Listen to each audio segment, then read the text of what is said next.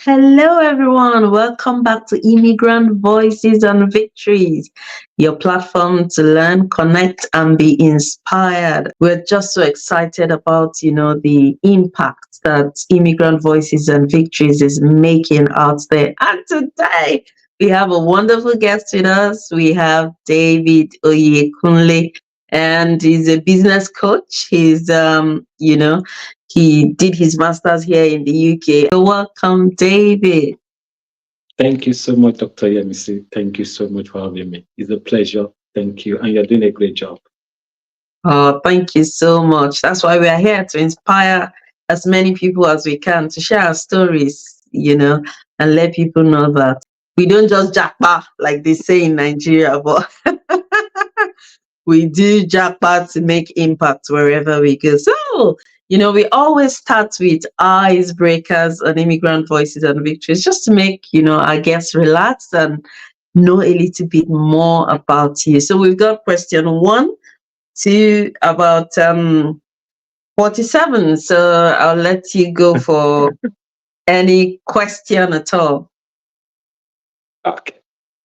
We can start with question 1. Oh, wow. Question 1.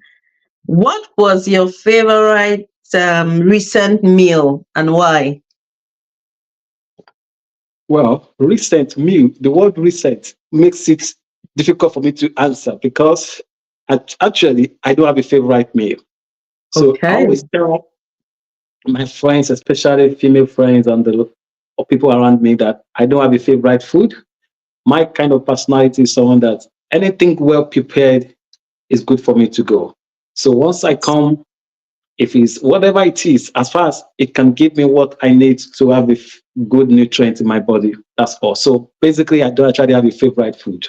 Can we go for another one before we Okay. start our interview? Yeah. Let's go to number 7. Number 7. Ooh. Have you been pleasantly surprised by anything recently? Yes, I've been surprised recently by many things. One of the things I've been surprised about is about the female supervisors or managers that I have worked with.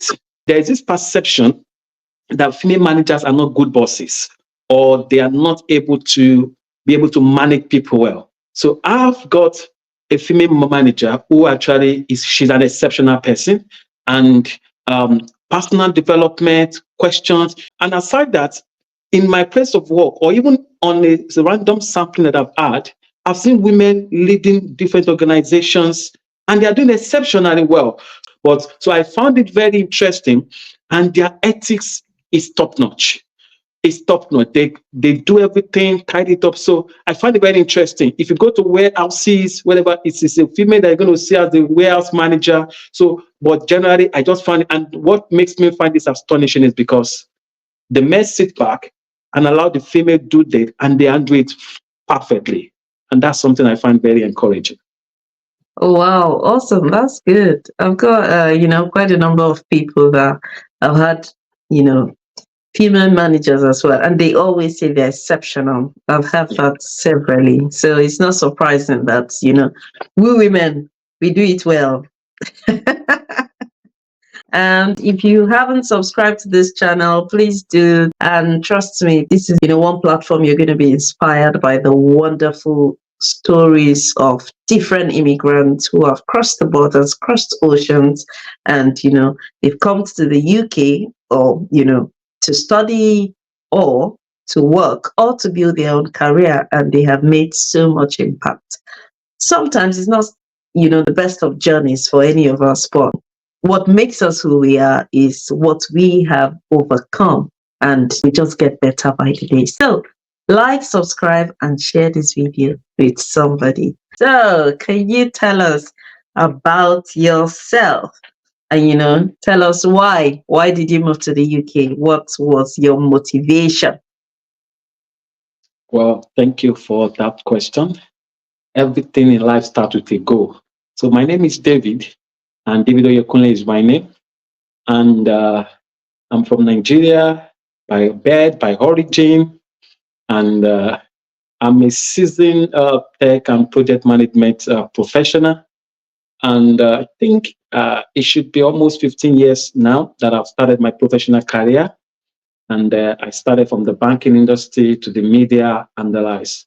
Yeah, so the desire to always study my highest degree abroad has always been there, even from when I was coming up. I've had this mindset that no matter how well read I am in Nigeria, I'm going to go out there to exploit what the other place is like. So, and far back since 2015, I've been applying to UK University, especially University of Salford, because I've got a friend who came and the feedback was interesting.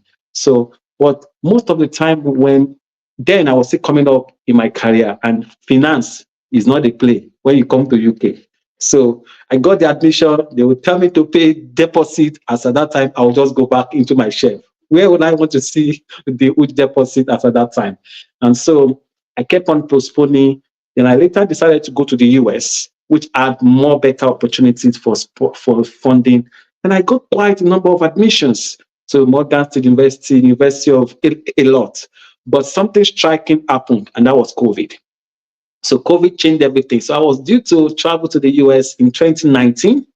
And that was when COVID happened. I even did a summer program with my school, who I was supposed to resume with the intention that when they lift COVID, the lockdown, everybody could then travel and come in fall. But that never happened until, and you know, US Embassy as well. To get appointment again is a lot of.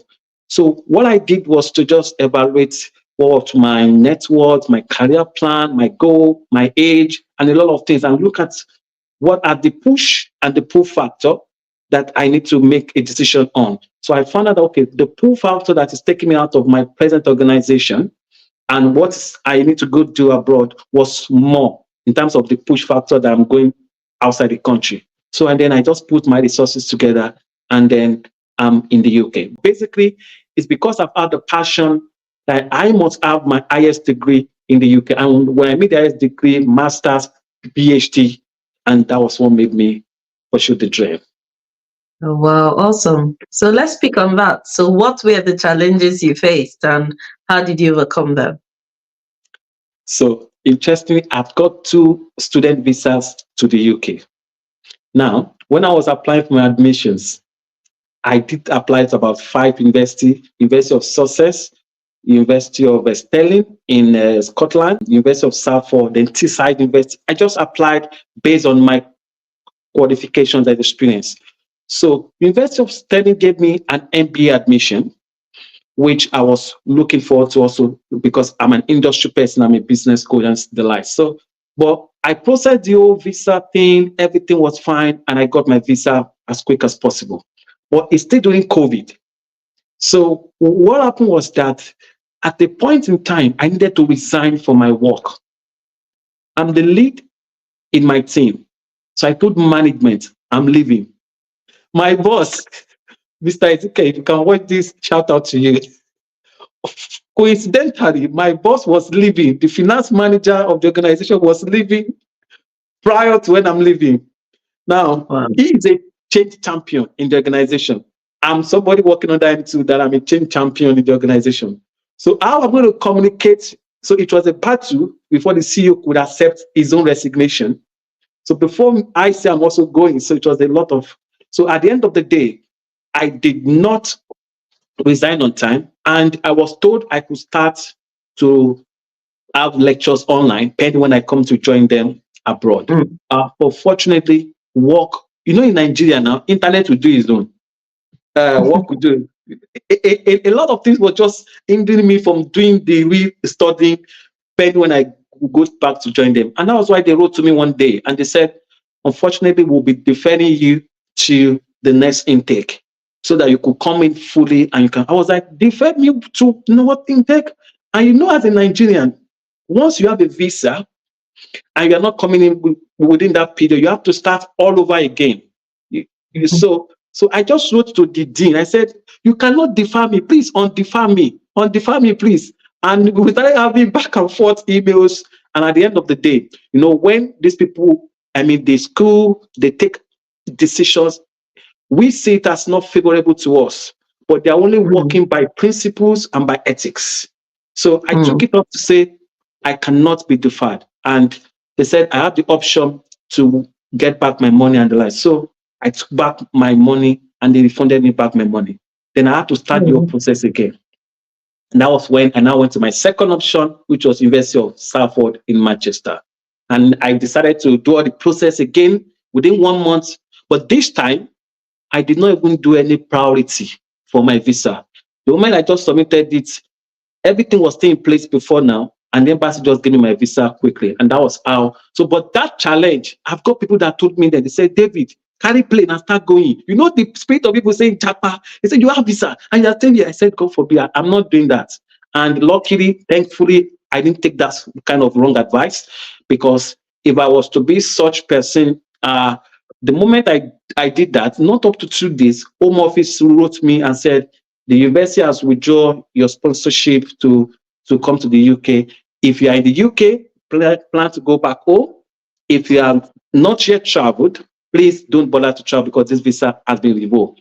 That thing I just told you in summary was very, very intense. Do you know that when I finally resigned, I had to go back to my HR to beg back that this company take me back, because I stood in the company another 4 months before Salford could be able to get to their own resumption time. So I went back to them. I said, HR, I'm sorry. Can I please have my position back? And say, oh, if you had come 2 days ago, I would have, but the CEO just certified, okay, I'll talk to him. And they went to the CEO. The CEO was even happy. He even added to my salary. But at the end, I still have to coach. So those were the challenges. So when you arrived in the UK, finally, how how did you navigate, the cultural difference as a student at the University of Salford? I landed in Manchester, especially in Moston. Straight to life, straight to business. For people that know Moston, I was a resident in Moston. The person I stayed with as at that time is a Nigerian. So I didn't have much of a challenge because he's a Nigerian. He had been here for years. So everything just kind of, and he showed me places, talked to me. So it was not, majorly it was during COVID. There was still lockdown. So no more activity were going on. So even 80% of my lecture was done online. So there was not much of interaction until when I was writing my dissertation before we started seeing each other in class and everything. So basically, the cultural challenge that I could only say was the issue is that you can't ask people questions in this country. All they will say to you is, oh, excuse me, I don't know. So you have to find your way. So you say, I'm going to say, excuse me, I don't know. So, and that's just it. And so, oh my God. So basically, nothing much of a challenge in terms of trying to settle in, because I actually had a great onboarding in terms of the person that housed me. And based on COVID, there was no more interaction. I just wake up in the morning, do my lectures, go to work if I have to, and I'm back home. So with all of that, how did you now, because I know immediately after you finish your master's, you started working. With all of that, how did you transition into your current professional career? So, like I mentioned, okay, I started my career as a banker. So I worked with Sky Bank during the period when it was still Sky Bank. So, and I was interviewing before I finished my master's. I got an offer with Uber where I was sent a recommendation letter instead of a job. I'm going to share that on LinkedIn one of these days. A recommendation instead of a job. And this has to do with visa thing, I think, basically then. So, and that was when I felt I've hit the main thing in terms of I've gotten a job. But man, so I kept on interviewing and the likes. But one day I just woke up in the morning. I just said, okay, I think I have banking experience. Let me just see if I could do banking and the like. So I just filled in the application, sending my CV, and I just got a call from the HR of NatWest. And they, as usual, they will give a call to have a conversation with you to see if you are who you say you are, and just to first see whether I can bring you in for even the interview at first. And after we had about 15 minutes chat, why this, why this? Okay, I was scheduled for a physical interview at the head office. And then I came in. And just like we are chatting now, I just sat in there having a nice time chatting with the people.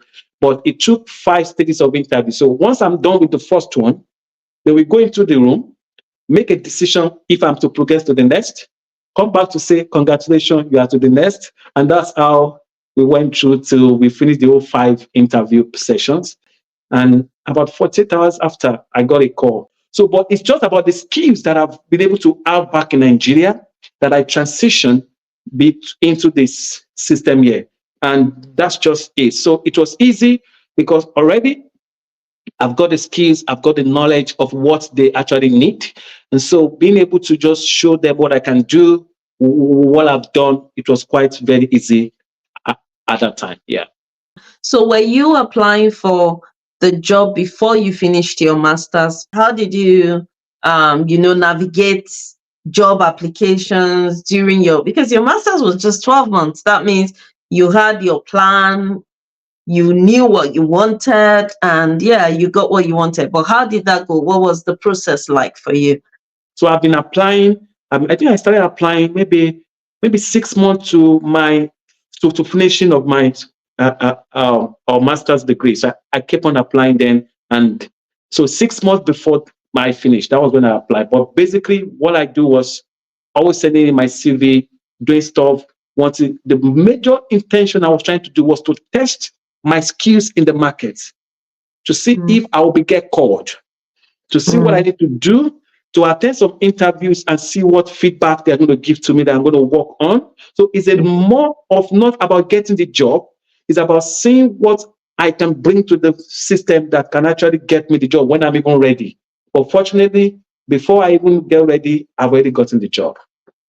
Wow, I love that. Like testing the market. So if you're a master's student out there and you've just come into the UK, or you're in the UK already, and you know that you want to stay back in the UK, you need to start applying for jobs on time. And kind of, like David said, test the market and see.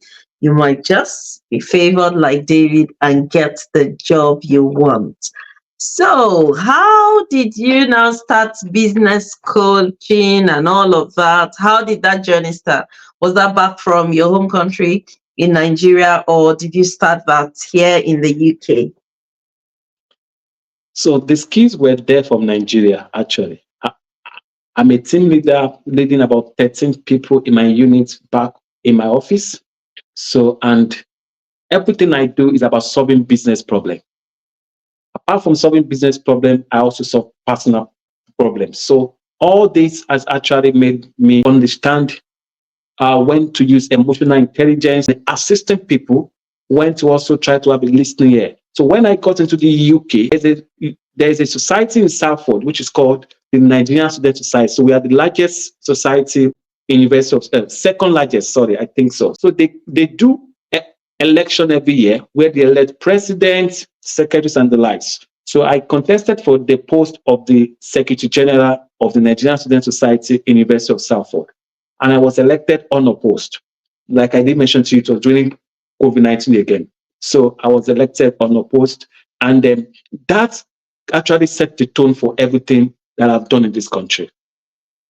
Because that was the first rule I got before even becoming a student mentor in university.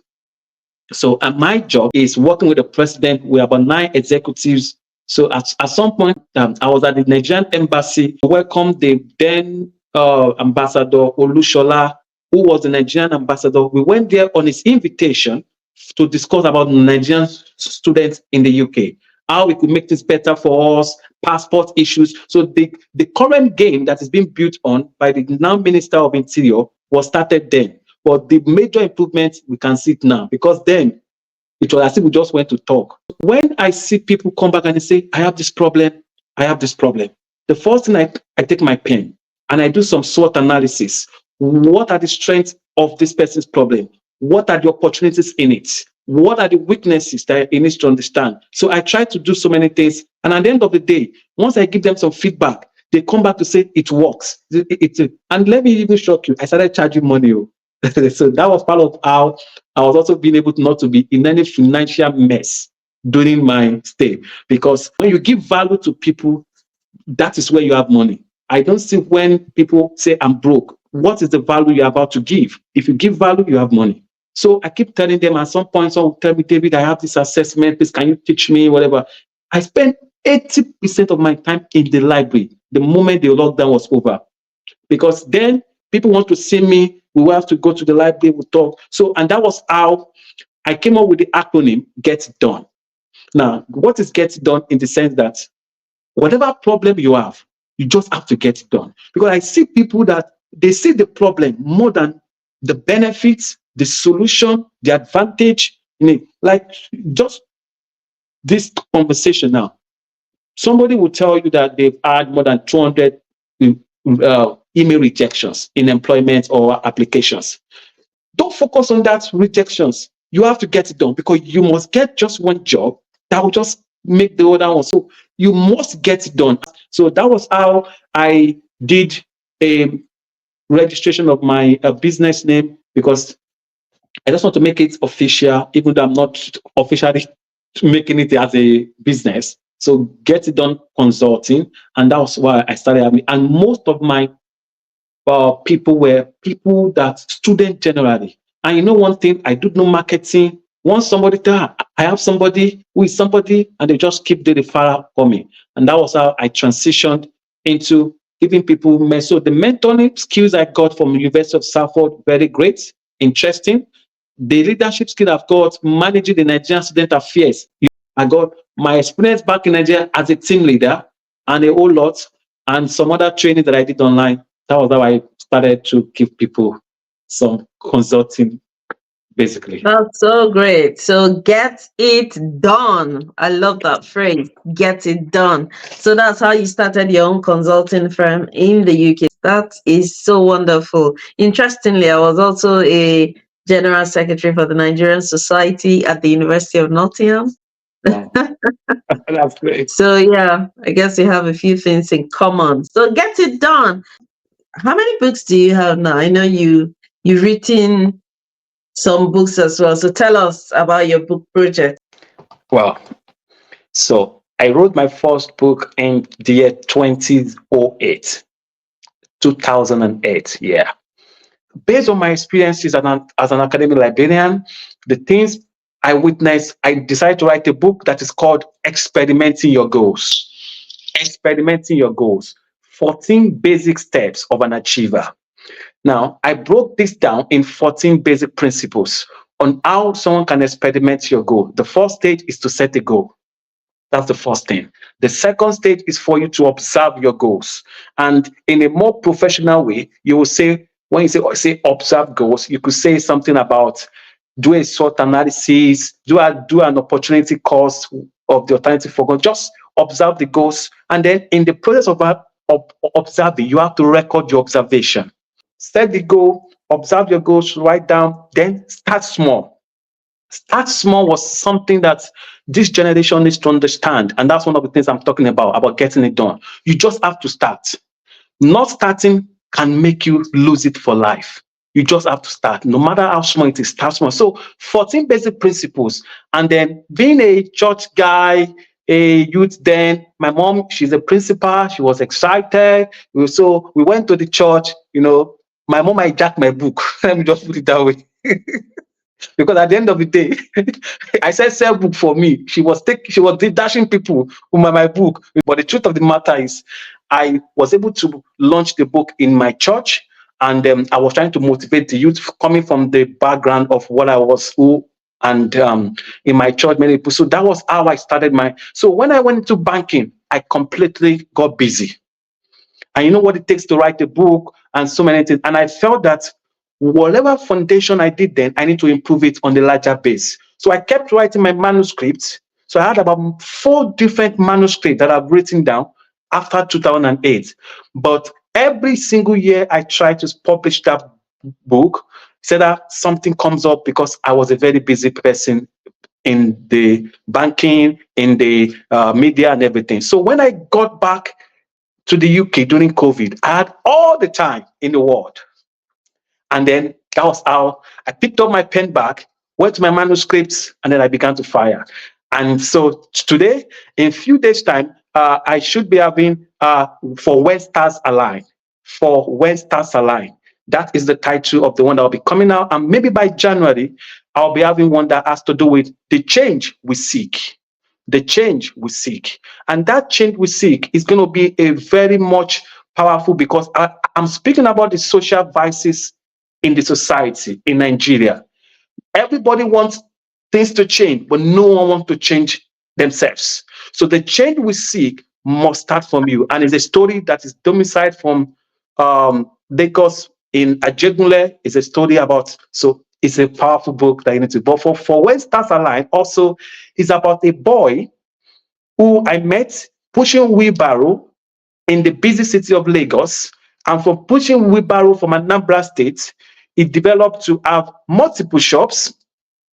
And that was how he became a business person. What happens after that, you will find out in For When Stars Align. Thank you. When Stars Align. Wow, For that's When good. Stars Align, yeah. Good, good, good. So that means you've been involved with quite a lot of people in your community, with being a mentor to Nigeria students and all that. How do you think you have impacted the Nigerian community in the UK? Thank you. Anything that has to do with Nigeria, so me and my president, shout out to Dr. Joy. And like I mentioned to you, female leaders are excellent. Let me just say that again, because she was a lady who was the president, I was the general secretary, and we work so excellently. It's a lot of things that I could not unpack, but the most important thing is to be sensitive to the plight of people. And that's why I'll be documenting some of this experience in The Change We Seek in my book. Because if tomorrow someone has an experience that you know you can provide the solutions to, you don't just close your blind eyes, give them that change. So I actually met a lot of people. Unfortunately, at the Nigerian embassy, when we went to meet the High Commission, I don't know, the umbrella body of all society in the UK, that's ENSUT UK, gave me a leadership award at the embassy for the leadership service that a lot of us, not only me, many of the student representatives who have been able to impart students in the UK. And I'm so glad to be part of them. And this pushed me to do better. So it's just about empathy, being sensitive, and trying to make the change that we seek. What tips do you have for people who are out there seeking job, immigrants who have just moved to the UK and they are trying to find their footing? The first tip, you've echoed it nicely, and that's just keep getting it done. Don't bother about what people say in terms of the essay. Try to see how to get things done. That's one. Two, I will give them the advice about ethics. I'm a man of ethics. In my interaction with people, I've seen people not having proper ethics. Even during my period of mentoring, you see students that they are owing school fees, they're having challenges. The school will send them email and they will ignore. And during the conversation, they will say, oh, this. I said, go and acknowledge that email, explain yourself, try to understand. They'll say, oh, don't overthink things. Just try to maintain ethics. So ethics is key, even in the workplace. At some point, I had a challenge with the HR of my organization. I was late for 5 minutes. And the rule is if you are running late, you must call 30 minutes before time. So I was not running late actually, but there was a barricade that actually got me to get almost late. And I called in and I was on a documented discussion. That's what we call it. Which means it must not repeat itself in 7 months. If I was late for a day in 7 months, I'm going to be having a serious conversation or getting into trouble. And for 7 months, I was not late at all. Not even that. I was early in the office more than 1 hour. Now, that brought back the ethics in me based on my previous job, where in banking and everything. So people should understand that they should have the good ethics. They should try to do things at any point in time. You should get it done. And at the end of the day as well, they should try not to, at any time, cut any short corners.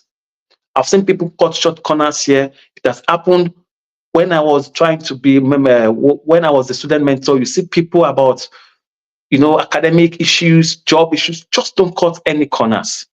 Try to do the right thing, and definitely your star is going to align. Wow, your stars will align. So, looking back on your journey, what are you most proud of?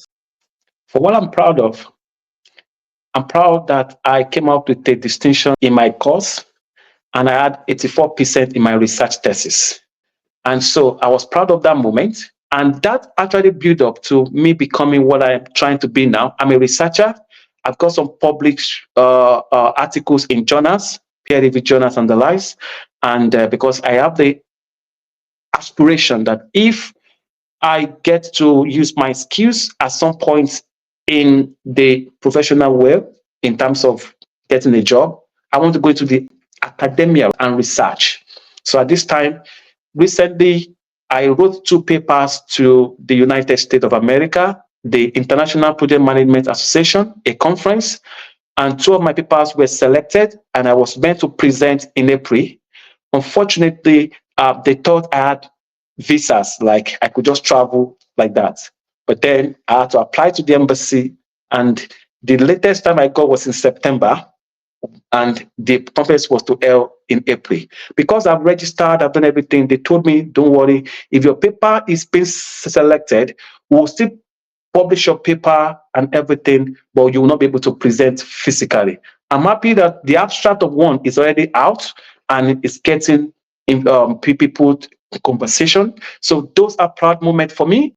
So all these moments are proud moments for me. I cannot name them more, but basically, I'm proud for the fact that coming to the UK, the academic purpose I came for was outstanding, and this has built me up.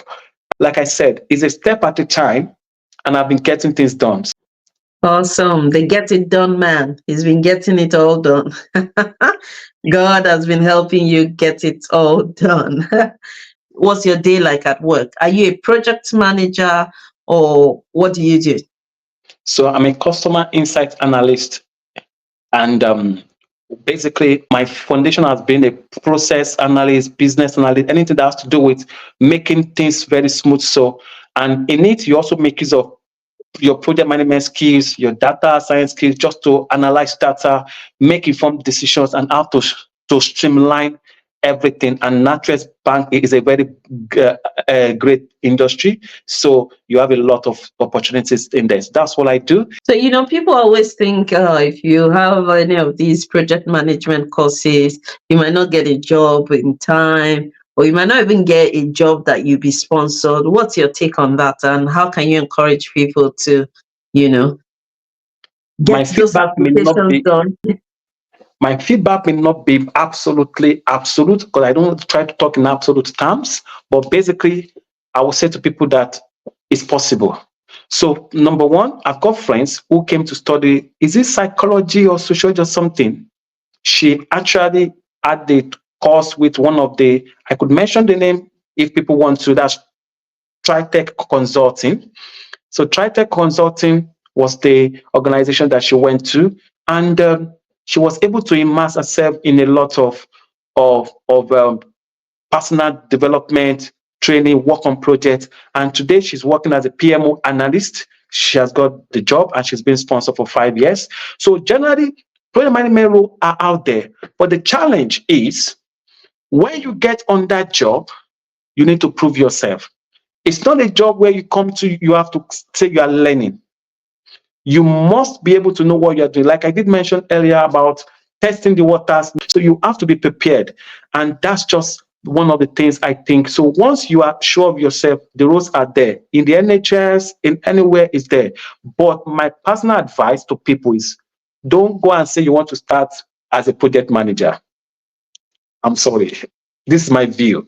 And this is because I mentioned ethics. To be a project manager in any organization in the UK, you must make sure you are detailed. You must have good project coordination. A lot of things rest on your shoulder. And if you are not up and doing, you may not be able to deliver. So I tell people, start from being a project support officer, which is like more of a junior role, or a PMO analyst, which is small. And then From there, when you have much confidence, you could go to the ladder of becoming a project manager. But then, yes, it's possible. And for certifications, well, I've done a couple of certifications, but for me, I think it's a one-way thing. If the organization says they want to one, it's good to have it after you started a job. That's my view, because everything's about you delivering on the job. They want to know what you've done, what you can do, how you can handle the change management side of the business, the process side. So if you can't, well, you could take your certificate. Like people were saying, they were saying on LinkedIn some days ago that it is a thing to have a degree in the UK. It's another thing to have a job and to deliver on the job. So don't think because you have a degree in the UK, you automatically have a job in the market. That's what I would tell to people. It's not a must to have a certification, but it is encouraged to have it when you land a job or immediately after you've been able to get maybe get the opportunity to. Yeah, that's my view. Wow, so, oh, that's great because people always say, "Oh, with all these project manager jobs, there are no sponsorships. You just do all those courses." But I'm really excited that you can It share could be with challenging, us. actually. It could be challenging based on the current situation with home office in terms of visas. That cannot be overruled. That's just it. But basically, if you can deliver on the job, if the company is willing to sponsor, then you are good to go. That means the opportunities are out there. You just need There are to. 150,000 jobs statistically posted every day. And project manager, even in my inbox, I keep seeing the alerts, the notifications. No, the UK market is a service-driven market, and there's always the need for a service at each time. So the jobs are out there. Oh wow, love that. The UK market is a service driven market, and there's always, a service to be met. There's always a service that needs attending to every time. So, what service do you have? You need to get it out there. What is your what? Yeah, what do you have to offer? It just means that there are lots of opportunities out there. You need to just know, where do I fit in, and get it done. Get it done. Get it done.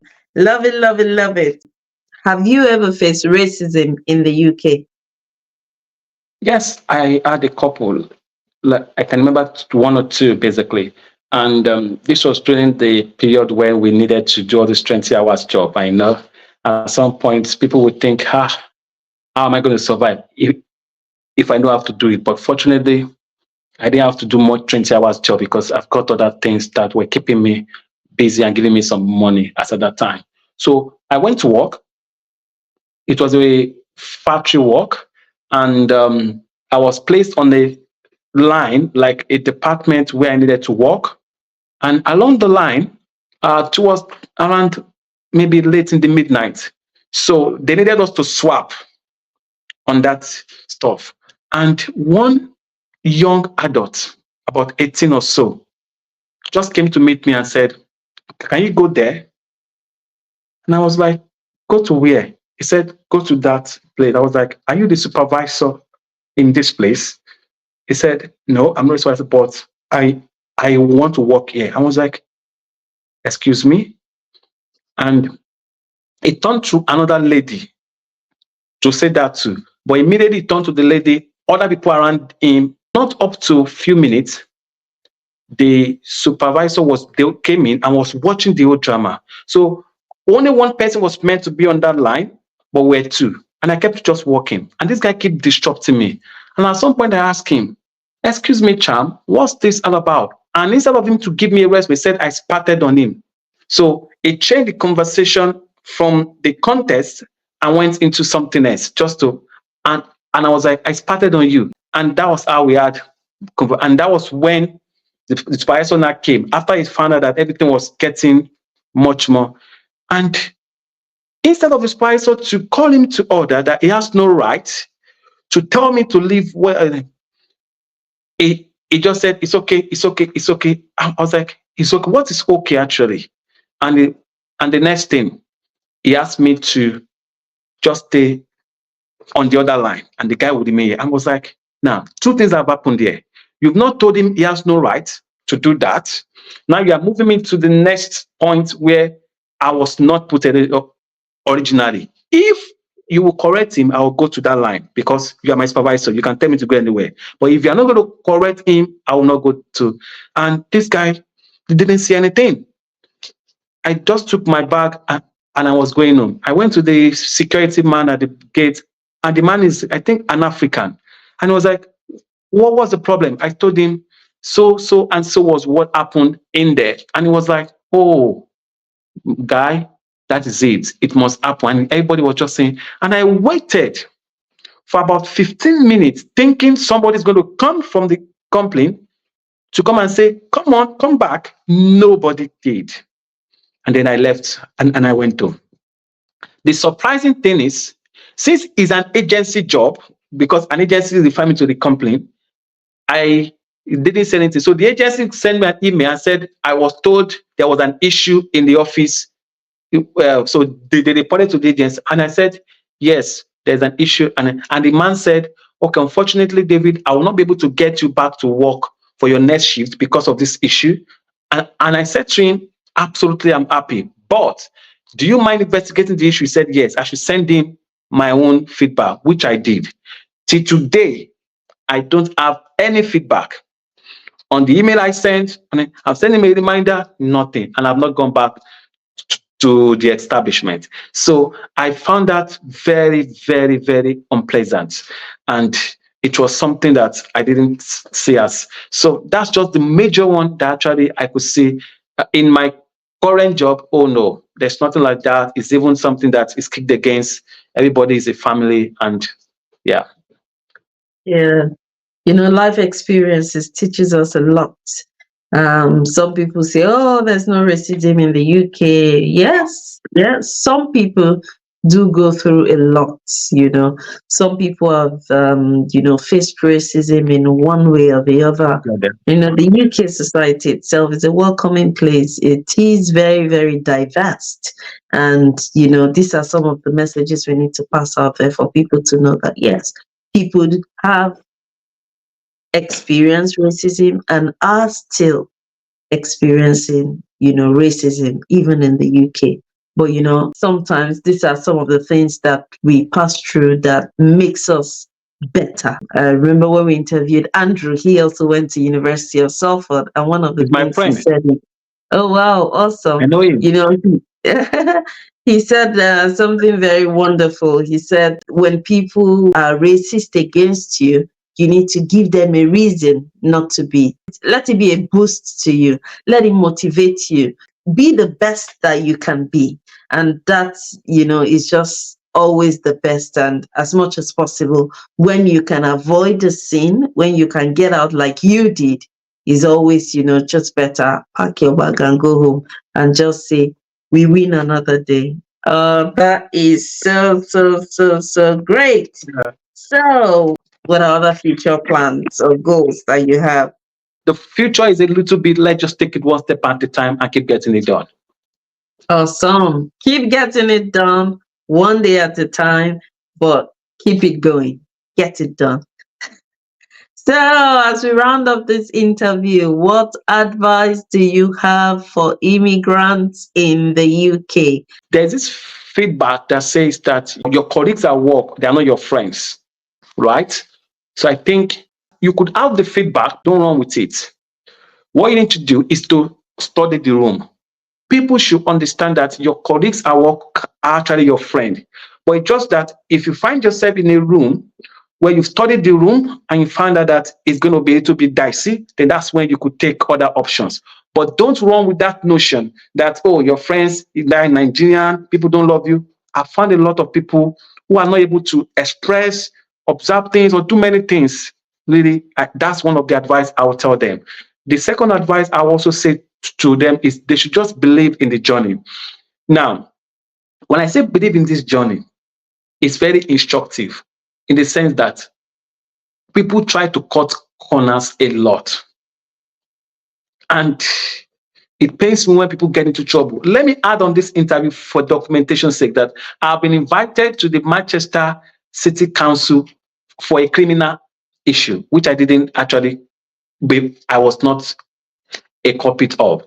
But they've been sending me emails to my previous address. I was not getting them. And on the final time, they were to send me the email that will summon me to court.